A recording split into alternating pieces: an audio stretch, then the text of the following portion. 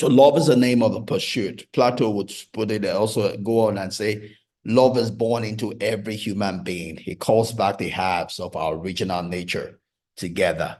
It tries to make us one out of two and heal the wound of human nature. Just talking about the drive to love somebody. Being vulnerability is a choice, it's a human choice, but it's a choice for life. Right? It's a choice for life. A lot of people say he's lonely at the top. No, it's not. It's only lonely because you're not vulnerable, because you have not learned the heart of leading, right? It's not lonely at the top. It's you have made yourself lonely. Being progress in life doesn't make you lonely. It's a choice. You made a choice not to be vulnerable, right? If you are vulnerable, you will not be lonely at the top. You'll be able to relate freely with other people. If you know who you are, you don't have to be scared of being disrespected. Like Margaret Thatcher would say, if a lady has to tell you she's a lady, then she's not a lady. If a gentleman has to tell you he's a gentleman, he's not a gentleman. If a leader has to tell you he's a leader, he's not a leader. Because who you are will exude the respect that people will give to you, right? You cannot love and be loved unless you choose to be vulnerable. Vulnerability is a door that opens the flow of love from one person to the other. If both of them are closed, love cannot flow. Love cannot flow. For love to flow, they have to be open. Now, how open they are will determine the level of intimacy of that relationship. But there has to be an opening. And sometimes it's a little opening. As trust is built, you can open more. Trust is built, you can open more. Trust is built, you can open more. Obviously, the opening more, there are risks involved. So you need to protect yourself also, right? But you cannot be closed. If you're closed, you cannot relate. You're not alive. You're going to be lonely. And loneliness is dangerous. It's detrimental to your health, spiritually, psychologically, and physically, right? The only true gift is a portion of yourself. And you give you a portion of yourself by being vulnerable, right? What makes you vulnerable makes you beautiful, right? The way we show our beauty is in our vulnerability. It's our stepping out to be a blessing, stepping out to connect, right? So without attention, no relationship, no matter how strong, can survive, right? We need to give attention to our relationships. We need to step out, to be a blessing, step out to love. James Baldwin puts it this way, said, love takes off the mask that we fear we cannot live without, and know we cannot live within, right? Love helps us to be vulnerable. Albert W. Armstrong puts it this way, he said, love is unselfish. It is not an emotion, though it may be expressed with an emotional content. Love is not an emotion, though it can be expressed with an emotional content. Love is basically unselfish. True love combines the rational aspect of outgoing concern. If you love, you are concerned about the person. Love, you're concerned about the person, not necessarily the emotion. You are concerned about the person. The desire to help the person, to serve the person, to give to the person, to share with the person. You combine that with a sincere, concerned, affectionate feeling, right? Is the feeling and the desire to help, to be a blessing. What we say about what an healthy relationship is where two or more people come together because of what they can give, not what they can get. What they can give, not what they can get. Even though what keeps them together is what they get, not what they give. We call it the paradox of relationship, and it is true, right? So we then spoke about what emotions are, right? The American Psychological Association defines emotion as a conscious mental reaction. Emotion is a conscious mental reaction. It's not an action. Emotions are not actions. Emotions are reaction. They are reacting to something, right? They are reacting to something. They are not action. They are reacting to something. You have emotions because something has happened. Something is triggering that emotion, right? Emotions are conscious you are conscious of them. They are not unconscious. You know when you have emotions, right? You feel somehow, but you are reacting to something, right?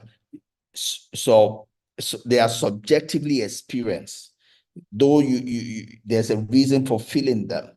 They're not necessarily justifying. They don't tell you the fullness, right? You can feel joy for something you're not supposed to feel joy for, right? Something inside your subconsciousness is triggering that, and you need to understand and take control of that, right? Every time you see a woman, you feel somehow, right? Doesn't make it right, doesn't make it objective. Something about your physique is making that reaction be. You must not be at the mercy of that.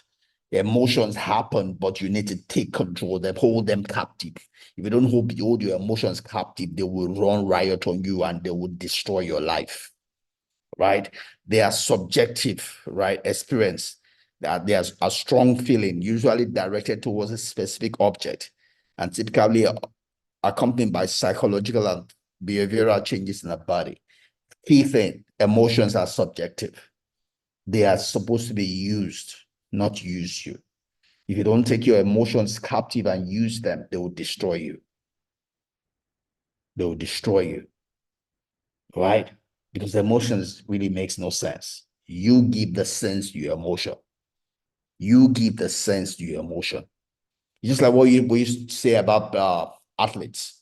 You want to do something, you start having butterflies in your stomach. You can determine what those butterflies mean.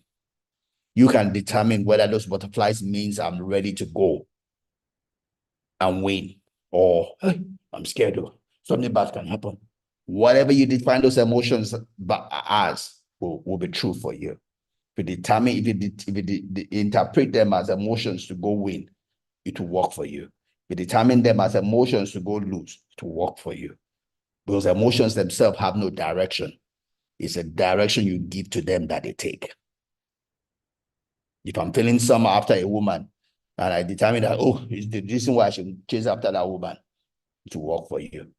If I'm saying, oh, that's calling me to action that, hey, be careful, though, this is not your wife, so don't do it, it will work for you.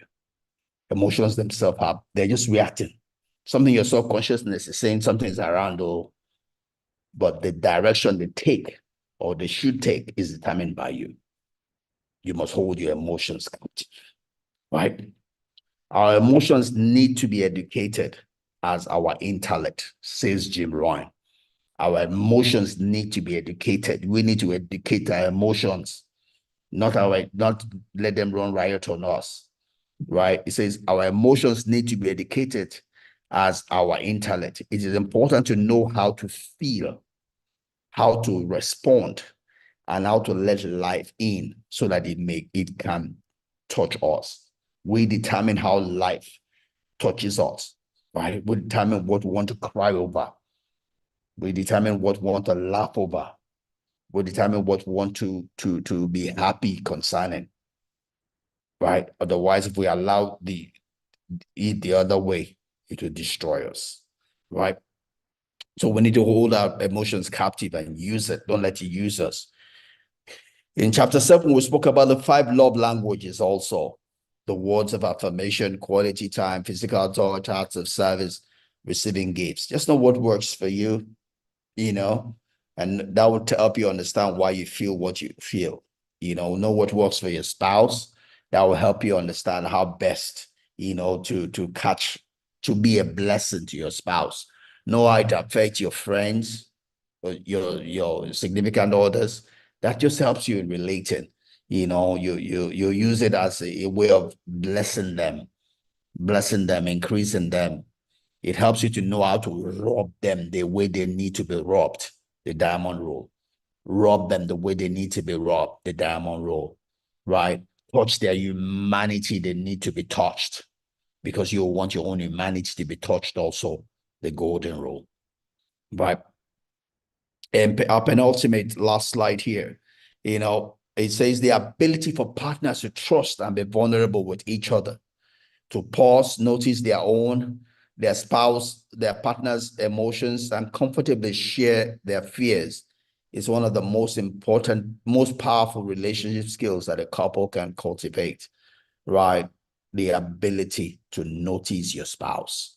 Notice what moves your spouse, what makes your spouse to open up, what makes your spouse to draw near to you, what makes her to stay away from you, and staying away from the things that keep her away, and building the things that bring her close.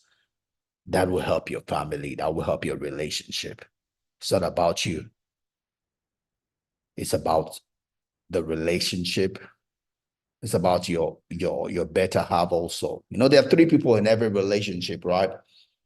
There's you, there's me, and there's we. And there must be space for all three. For any relationship to work, you must respect all three. Me, I need my space and the boundaries. You need your space and the boundaries. We need our space and our boundaries. You need to respect all three. Give them what they need, feed them. If you don't feed any of them, your relationship will not work, right? Just as trees need water, intimate relationships are living things also.